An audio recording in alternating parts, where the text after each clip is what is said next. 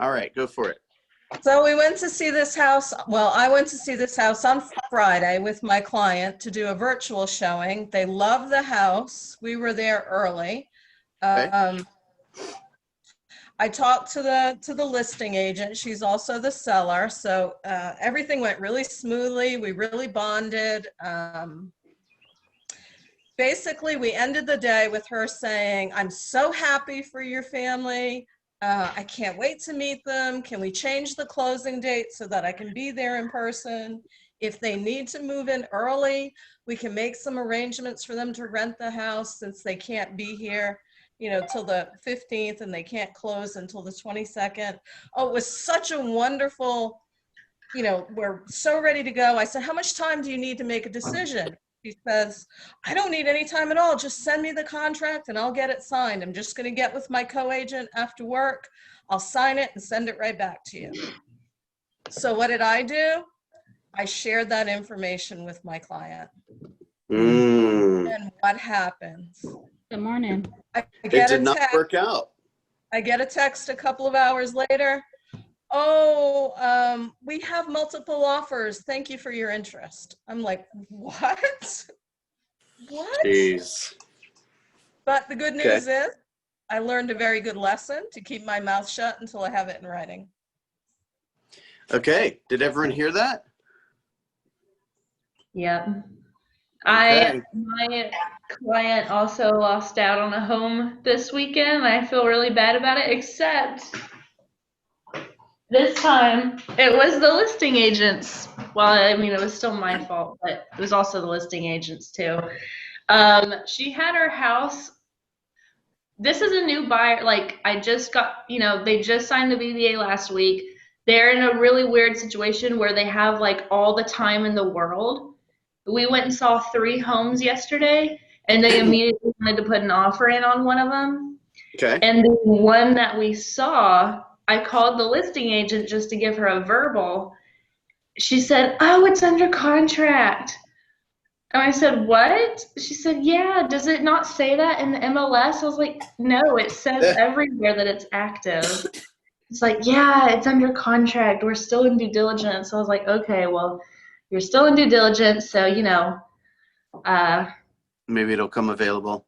Maybe it'll come available. So, their inspections today and due diligence ends on Thursday. So I'm hoping that, honestly, this is so bad, but I'm hoping that the other buyer just goes away so that we can put an offer in. Or we might submit a backup offer, but.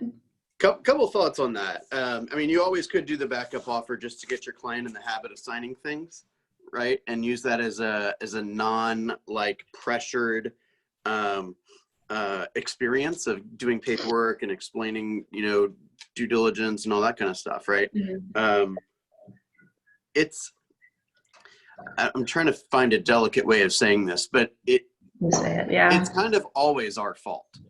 Right. Yeah, I was like, well, yeah, because I could have called and confirmed, but I just trusted that the MLS was giving me accurate information, and it wasn't. No, I know that. I know that, and don't lose any sleep over this. But we always have to remain like, even if it's like blatantly somebody else's fault, like if the inspector does something wrong or the closing attorney does something wrong. Our job is we own the results, right? Our job is to partner consistently, upgrade the people that we're partnering with, and make it right, or say, hey, I'm gonna take this one, right? It's we want to be very careful about saying, oh, the other agent screwed up. Oh, if it wasn't for this lender, we'd be fine. Like that's not what professionals do. Right. Yeah, no, and it was a tough phone call with the client, but the listing agent apologized to me, and so I just told them like, hey, like, it wasn't listed correctly in the MLS, and she apologized, and I'm sorry, I should have called to confirm too, but it is under contract, and we'll just have to keep an eye on it, and if you want, we can put in a backup offer. Right. Cool. So It All takes right. the Well, you know I'm what? gonna say it takes the pressure off of me when I say the listing agent didn't do it because they're never gonna talk to the listing agent. Right. You just say, hey, there So were the yeah. listing agent hadn't gotten a chance to update it in the system. I thought it was available. Let's move on. Plus Let's she focus on the accepted things the we can showing. control. Yeah. I've been Um, looking into that a lot too, Rose. So I'm What's the doing lesson to call exactly the what you agent? said. Oh, sorry. Oh, wait. Who wants to go first? Sorry, go ahead. Go ahead, Marquia, you go. Marcia.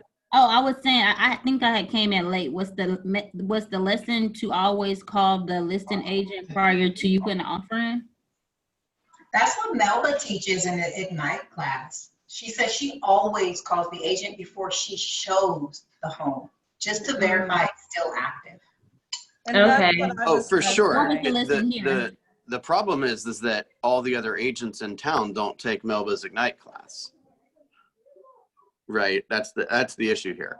Right. Is that we can't trust that they're going to do everything the exact correct way. So I would always remember we're always negotiating, right? We're always communicating.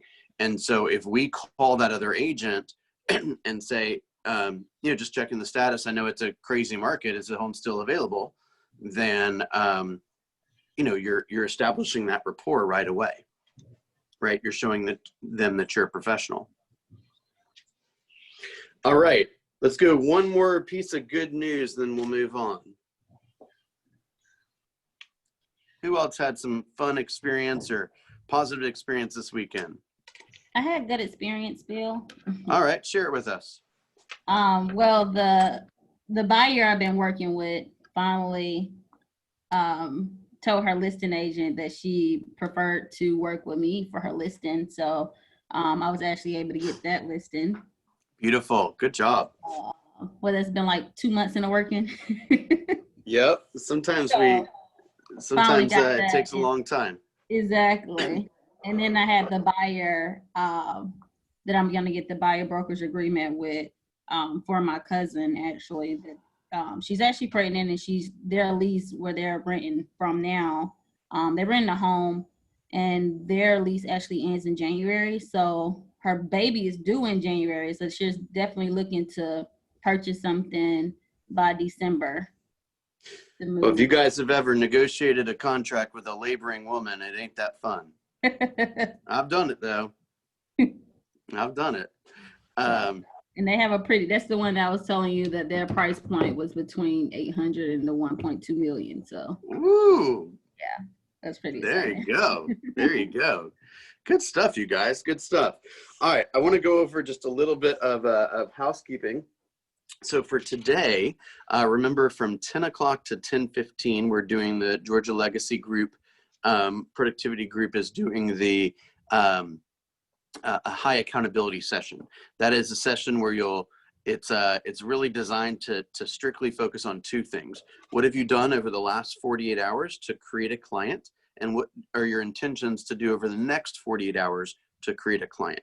We kind of go around in the circle and give everyone an opportunity to share what they've been doing and what they're up to. And it's a great opportunity for you to have accountability around your behaviors and, of course, see others and what they're doing on a daily basis. So I will send out the link here momentarily. So that's 10 to 10:15 today. We also have another Georgia Legacy session today too, and that's from 2 o'clock to 3 o'clock. And that's going to be a skill development class. I don't know exactly what the topic is today, but I will send that link out to you as well. That'll be a different Zoom link, but please feel free to join that. That's from 2 o'clock to 3 o'clock today. Okay. Who knows what today is? It is the 21st of the month. Does anyone know what happens on the 21st of the month? Checks. What kind of checks? Profit share, is it? Profit sharing, yeah. That's right. That's right. Did anyone wake up to some cash in their account today?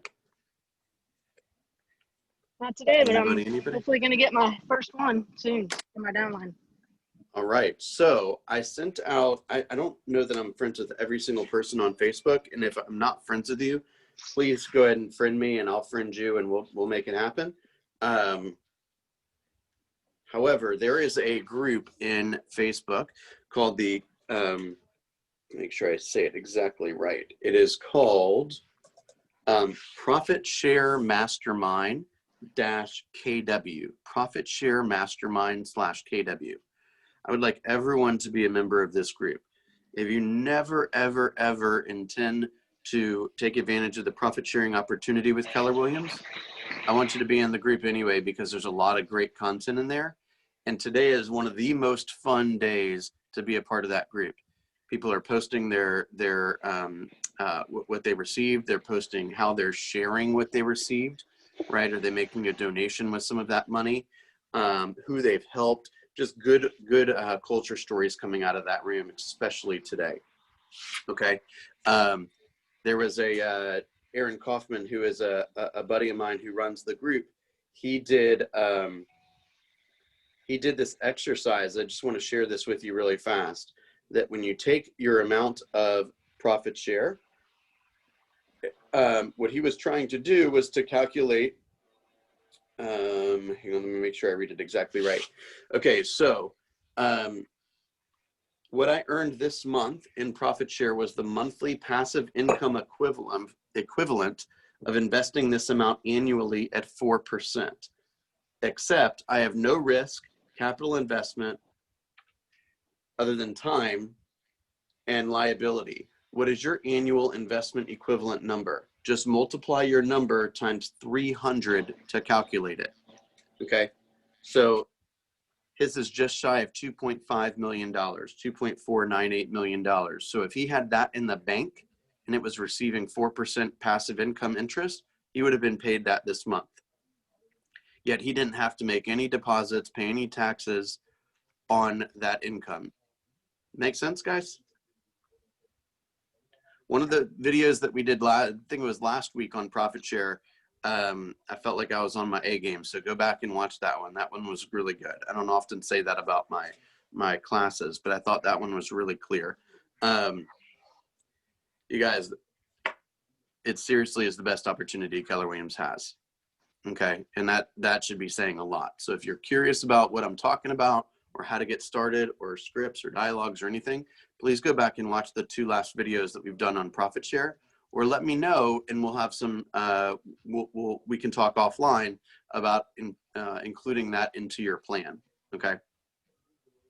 I had the best month I've had all year.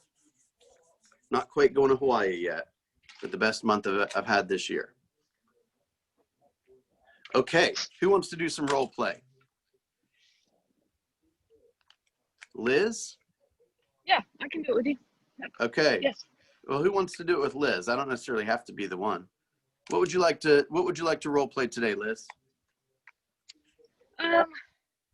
Something that I haven't worked on is buyer consultation, initial buyer consultation. Okay. Okay. By the way, we're going to be doing several of the presentations this week in the morning. I think tomorrow we said we were going to do the listing presentation, and excuse me, Wednesday. No, I'm sorry. Tomorrow we're going to do objection handling. Wednesday we're going to do listing presentation, and Thursday we're going to do buyer presentation. And then Friday we'll have a lot of talk about just different lead generation strategies. By the way, all the videos for Mega Camp are now uploaded, so you all have a lot of fun with that. Every session that you missed or whatever you didn't take good enough notes on, they're all available for you to go back into review. Okay. Okay, buyer presentation. We can do something else if we want. I can role play with her for the buyers. Okay, perfect. Okay. Liz, do you want to be the buyer or the real estate agent? I want to be the agent. All right, Marquia's your buyer. Okay. Ring, ring. Hello, Liz is super talented. She's going to do this while she exercises. I multitask. Yeah. All right, ring, ring. Your phone's ringing. Hey, this is Liz Kennedy from Keller Williams. How are you? I'm good. How are you? I'm doing well. So I wanted to follow up with you. I know we had a quick conversation the other day about you looking for a home and feeling it was a good time for you. So I wanted to follow up, maybe have a little talk about getting to know you a little bit better, what your needs are, Yeah, what your I've goals actually are? been thinking about it. I'm renting right now, but I am concerned about my credit. And I've been doing some restoration, but I just don't know if I'm quite there yet. So I'm still considering it, but my renewal is coming up pretty soon. So I'm having to make a decision pretty quickly here within the next 60 to 90 days. That is excellent. And I'll tell you what, not too many people are that concerned about their credit. So you're going to build wealth by building that credit up. So keep up That the good was work awesome. Great job, Liz. Keep going. there. Trying to thought. Okay. All right. So do you have a few minutes for me to kind of get to know you and what you're looking for? And Yeah, I can make time. I have about 10 minutes to spare. oh, that's absolutely perfect. All right. Tell me why you're wanting to buy right now. Tell me what your goal is with purchasing. I've been talking to a lot of people who actually own homes, and everybody's talking about that the interest rates are really good and it's a good time to buy. And I just feel like I'm spending a lot of money in rent. It's going up 4 or 5% every single year. So that's another reason. I just want something that I can call my own. Well, you are right on target with the numbers. Rent is going up on an average of 4 and 5%. And I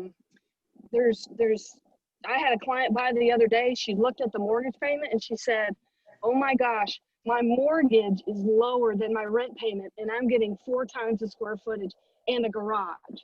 Oh, So she wow. was so excited, and it was new construction. So it just makes so much sense to buy now because it's creating personal wealth. It's something that you can invest in. It's something that you can resell later. It's something you can build equity on. So, and you're right, the rates have never ever been lower in the history of rates. They've never been below 3%. So this is actually the perfect time for you.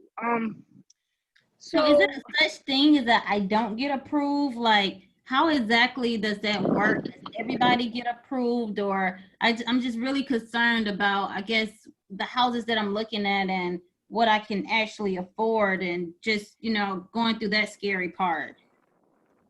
Well, in order to qualify for a loan, and Bill, tell me if I'm right on this because I think I am.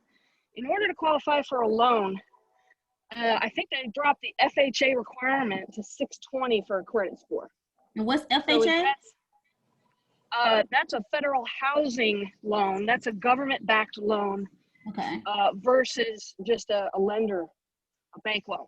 So basically, you need a credit score of at least 620 or above at Okay. this point to qualify for a loan. Is that something that you feel like you can work with? Oh yeah, definitely. I'm heading towards hopefully a 710 or so. So I think I can make it. Girl, you're fine. Okay. Yes. That makes me feel more comfortable. I thought we were on the fence there. No, you're great. That's a great credit score. And let me tell you something. I'm going to put you in touch, if you like, with a couple of lenders that I know. Oh, to nice. answer your I don't have to go specific through my questions. bank. Oh no, you don't have to. I always recommend comparing lenders. So you want to get probably at least 2 quotes, but I'm not a lender. So anything that has to do with that moving forward, I would ask them, and I'm going to be in close contact with you and the lender questions, but I want to make sure you get the right information that you need. And so I I can definitely appreciate that, Liz. That makes me feel very comfortable. I'm going to hold your hand through the whole thing, girl. Okay. I trust you. Oh yeah, you can. And tell me one more thing before we get off the phone, and then I'm going to put you in touch with a couple of lenders. Tell me, when you buy that home, when you get those keys and you walk up to that home for the very first time, tell me about what that means to you and how it makes you feel. Oh, it will mean so much to me. I would just feel like I have my own freedom. I would feel as though I am making a difference in my life and, can finally have my own place. It's going to be my home. Well, there we go. So we're gonna keep that in our back pocket through this whole process, because there might be times when it feels a little stressful, because it can be. It's buying a home. It's a huge investment, but I'm gonna be there the whole time. We're going to keep our focus on that goal, and we're going to get you in your house. Okay, listen, my last thing, I will be, if it's possible, I will need some type of, maybe assistance with down payment and everything. Is there something that you can have is that something that the lender would actually help me with? Yeah, there are a ton of different programs. Girl, I'd write you a check if I could myself to help, but legally I'm not allowed. But I'll do everything else for you. But that lender will have several different programs. Some might be a first-time buyer program. Some might be there are so many programs out there and so many options, and they'll be able to give them all to you. Okay, sounds good. I look forward to getting that contact information for the lenders and being in contact with you, Liz. I'm sending it right now. You got any questions, you call me. This is my cell phone. Okay, sounds good. All right, talk to you later. Thank you. Wow. That was good. That was so good. I don't know if you Good. you did a lot of things on there that are like super advanced techniques. That was really, really, really good, Liz. Oh, thank you. I thought that I can you just get somebody to talk to. More people to talk you to. go talk to anybody that doesn't own a home with that type of script, and you're gonna crush it. That was really good. Okay. So let me point out a I couple will of things say, that I heard. Go ahead, Rose. Yeah, Liz, so I don't know if this is for all lenders, but I just got an email from my lender last week, and he said that the FHA qualifying score is back down to 580. Oh my gosh, are you kidding? Yeah. Incredible. Wow, that's good to So know. Thank you. I would say, well, remember that every lender is different, right? So Yeah. That's probably the only thing that I would have made a slight adjustment to. Is I don't know that I would have thrown out that type of, you could be a little bit more vague just in case the lender that you send them to isn't as up to speed on down payment assistance, or I thought that was across the board. I thought that was a government thing, like across all lenders. Okay. So typically you might be right on that, but everything just changes so fast, honestly. So I would tend to err on the slightly vague side there, and then reinforce the relationship that you have with the lender to say, hey, the lender is going to be just a partner to us, like I'm a partner to you, right? Okay. So their guidelines and their stats are going to change pretty frequently, but I'm going to make sure that you get all the answers, and any changes that would be relevant to you being successful, you're going to know about as soon as they happen. Okay. Mm-hmm. You did a lot of acknowledging where they were, right? How they were feeling, what they were concerned about. You did a lot of that. That was really good. And it didn't seem phony at all. It was just very much in the course of the conversation. So really, really good job with that. I loved how you, at the end, you did what's called future pacing, which is you basically had them kind of get into the moment of what that experience would be like to be successful, right? And you did that, like, we're taught to say, well, why is buying a home important to you? You kind of combine two pretty key elements in this, help me understand what you're feeling, right? And you kind of not killed two birds with one stone there. That was really, really, really good. What did other people notice? You did that at the same time as setting expectations in case it gets rough. Right. This is going to think of that emotion, that feeling, and that also reminding her that she's going to be there with her to walk her through that. But just kind of keeping her focused on that, because it will get bumpy along the way, and not to kind of lose sight of that. I thought that was great, Liz. That's something that I'm going to use from now on. Thank you. Right. You you used several references to we and us and together and partnership, and it was not like I'm on this side of the table and you're on that side of the table. It was we are on this side of the table together trying to hit your goals. Right. By the way, that's why we do this. Like, so Liz clearly has been practicing, right? And she says something or a combination of things, and Donna hears it and she's like, oh my gosh, now I'm gonna tweak my presentation that way. And she'll notice that she'll have a better results most likely, right? That's why we do these types of exercises. Who else wants to comment on what they heard? I thought it was really, really good.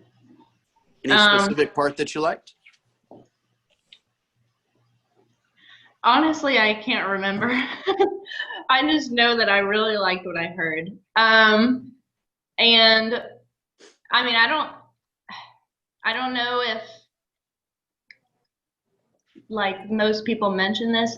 I sometimes mention this, especially to people that, because I work with a lot of first-time home buyers, and a lot of them, like Marcia said, a lot of them do need some down payment assistance. So I always tell them to check out the Georgia Dream Grant, but I always say, like, talk to your lender about it, because they're going to have the most knowledge on it, and they're going to be able to qualify you for it and stuff like that. And I just tell them a little bit about it. Yeah.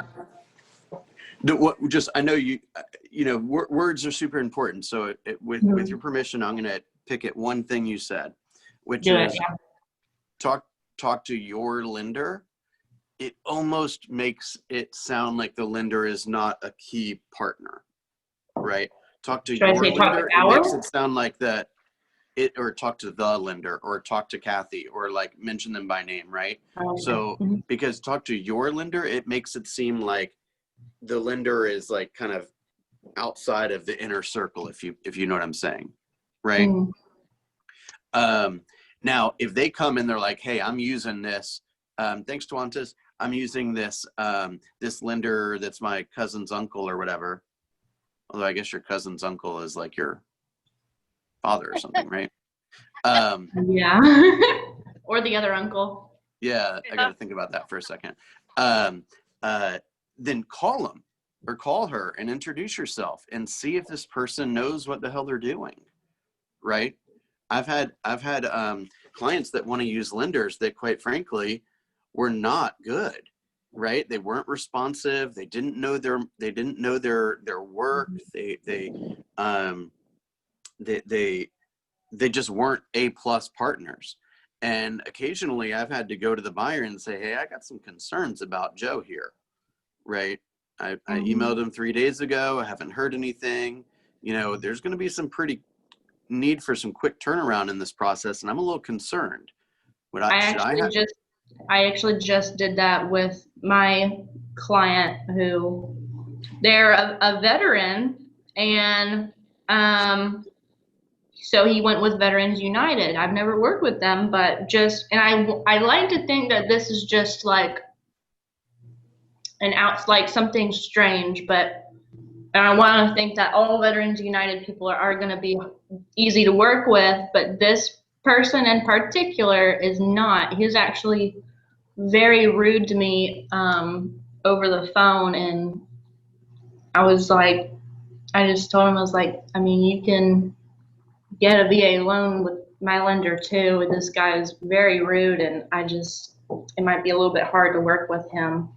Yeah, because he's not getting any of the stuff sent on time. Like, we're trying to submit offers, and he's not sending me the pre-qual letter for the property in time. And yeah, especially in these days, we need a lender that's going to be on their toes.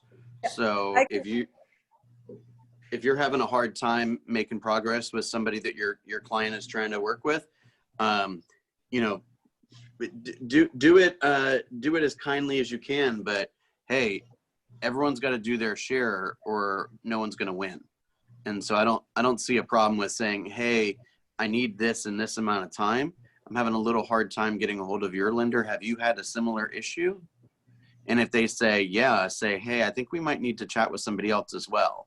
Or if they say, no, everything's great on my end, say, okay, well, we need to have a 3-way conversation, because I need to have as good, if not better, response time than you get. Mm-hmm. And my guy, like, it kind of depends on who you're talking to as well, like what their DISC profile is and stuff. This guy's like in his 80s. He wants everything exactly how he wants it.